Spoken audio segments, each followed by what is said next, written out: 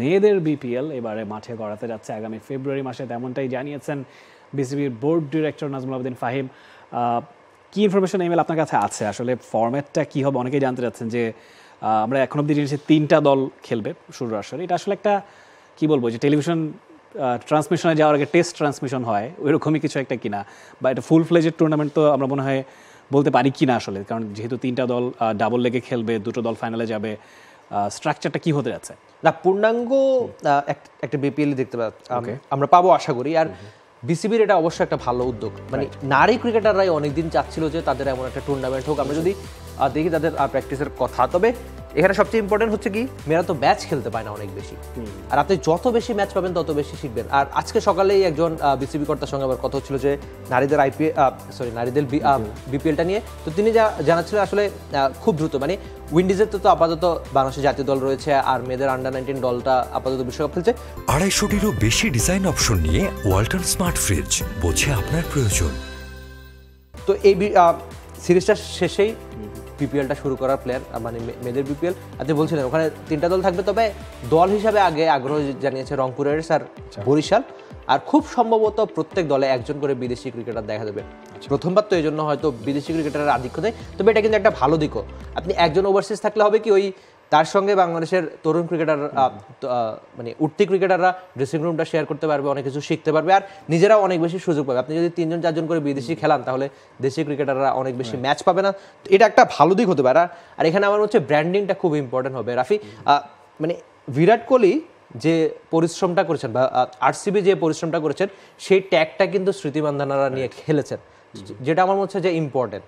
যে ওই যে আরসিবি রয়্যাল চ্যালেঞ্জার্স ব্যাঙ্গালোর হয়ে খেলেছেন, সেই মানে অনেক মানুষের ভালোবাসা কিন্তু অর্জন করেছেন বিরাট কোহলিরা, সেটা পরে হয়তো স্মৃতি মান্ধানা পেয়েছে। তো রংপুর রাইডার্স বা বরিশাল যদি কোনো দল আনে, বা অন্য কোনো ফ্র্যাঞ্চাইজি যারা এবারে বিপরীত, তো ওই একটা ফ্যান বেস কিন্তু মেয়েরাও সরাসরি পেয়ে যাচ্ছে। আমার মনে হচ্ছে যে এটা ইম্পর্টেন্ট। এটা তো মেয়েদের অর্জন করতে হচ্ছে না, এটা অন্য একটা দল অর্জন করেছে, তারা বোনাস হিসাবে পেয়ে যাবে। আর সেই বোনাসটা মাঠে ক্রিকেটে যদি কাজে লাগাতে পারে, তাহলে তো একদম সোনায় সোহাগা। নিশ্চয়ই আমাদের আসলে ট্রায়াল অ্যান্ড এরর এই স্ট্রাকচারটার মধ্যে দিয়ে যেতে হলে সেটা জাতীয় দলেই করতে হয়।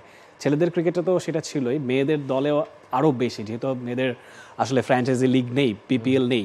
তো আপনি টি-20 টিমে এশিয়া কাপ বলুন বা ওয়ার্ল্ড কাপ বলুন, তার জন্য একজন প্লেয়ারকে চুজ করবেন, নতুন কাউকে আপনি কাকে নেবেন, কিসের ভিত্তিতে নেবেন, সে পরীক্ষিত কিনা, সেটা তো আসলে আমরা জানতে পারি না। যে বিপিএল থাকলে যেটা হয়, ছেলেদের বিপিএল আগের বছর নাহিদ রানাকে আমরা পেলাম, তাওহিদ হৃদয়কে পেলাম, জাকির আলী অনেককে পেলাম। তো মেয়েদের আমরা সেই নজরটা কোথায় দেবো, কোথায় সে পারফর্ম করবে? তো আমার মনে হয় এটা অবশ্যই it's a great initiative from BCB. আরও অনেক বছর আগে নিলে মনে হয় ভালো হতো। মেয়েদের ফুটবলেও কিন্তু আসলে এরকম ফ্র্যাঞ্চাইজি লিগ বা ঘরোয়া লিগ, সেটা অনেক বছর ধরেই শুনছি উইমেন্স বিপিএল হবে বলে, হচ্ছে না।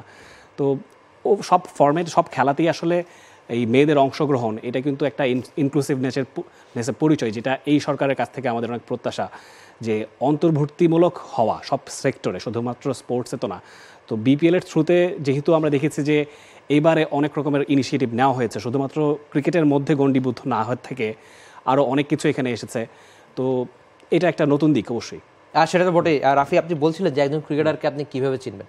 তো আগে হতো কি, শুধু মেয়েদের ডিপিএলটা হতো, তো একটা দলের সঙ্গে আরেকটা দলের অনেক বিশাল একটা পার্থক্য থাকতো, যেমন আবাহনী বা অন্যান্য শক্তিশালী দল যারা করতো, আর ওই অনেকগুলো দল হতো, তো ভালো নারী ক্রিকেটার পাওয়া যেত না। তো এটা একটা সমস্যা। দেখা যাচ্ছে কারো পারফরমেন্স, তিনি এতই দুর্বল দলের বিপক্ষে হচ্ছেন। আপনি ফুটবলের উদাহরণ টানছেন, ফুটবলে অনেকটা একই রকম হতো কি, মানে সাবিনা যে গোলটা করতো, তো আরেকটা দল মানে পুরো 11 জন মিলে সেই সমান গোলটা করতো, তো পার্থক্য অনেক বেশি হয়ে যেত।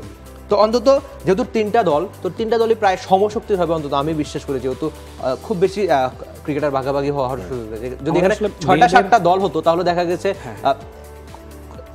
পরের 3টা দল একটু উইক হতে পারতো, খুবই উইক হতো। তো এখানে পারফরমেন্স খুব একটা ভ্যালুয়েট করতো না। কিন্তু এখন যেটা হবে, যে আমার মনে হচ্ছে যে 3টা দল আর ডিপিএল এর পাশাপাশি আরেকটা টুর্নামেন্ট, মেয়েরা অন্তত খুশি হবে, দারুণ হবে, আর তাদের অনেক বেশি ম্যাচ খেলার সুযোগ থাকবে।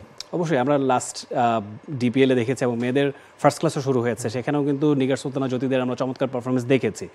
তো পর্যাপ্ত সুযোগ থাকলে, আপনি যেটা বললেন যে সবগুলো টিমের ইকুয়ালি কেপেবল হওয়াটা খুব জরুরি, কারণ এটা তো আসলে টি-20 ক্রিকেট। এখানে আসলে এক পেশে খেলা কেউই দেখতে চায় না, এখানে ফাইট দেখতে চায়, আপস অ্যান্ড ডাউনস দেখতে চায়। দেখুন, রংপুর 8টা ম্যাচ জিতেছে, হ্যাঁ, একদম অ্যাবসলিউট ডমিনেট তারা করছে, কিন্তু এটাও মানতে হবে কয়েকটা ম্যাচ কিন্তু খুব ক্লোজ কল ছিল। খুলনা কিন্তু কাছাকাছি চলে গিয়েছিল, বরিশালের সঙ্গে ম্যাচটা জমে উঠেছিল, তাদের হাতেই ছিল ম্যাচটা বলতে গেলে। তো এটাও মানে নোট করার মতো যে আপনি যে খুব ভালো পয়েন্ট রেজ করেছেন যে 3টা দল হোক 5টা দল হোক পরবর্তীতে আরও বাড়ুক, সেটা কিন্তু ওই ব্যালেন্স থাকাটা অবশ্যই জরুরি। বাংলাদেশ প্রিমিয়ার লিগ 2025, 7টি দলের জমজমাট লড়াইয়ের মাধ্যমে পুরো দেশ দেখতে চোখ রাখুন টি স্পোর্টস নেটওয়ার্কে। For more updates, subscribe to our YouTube channel and click on the bell icon.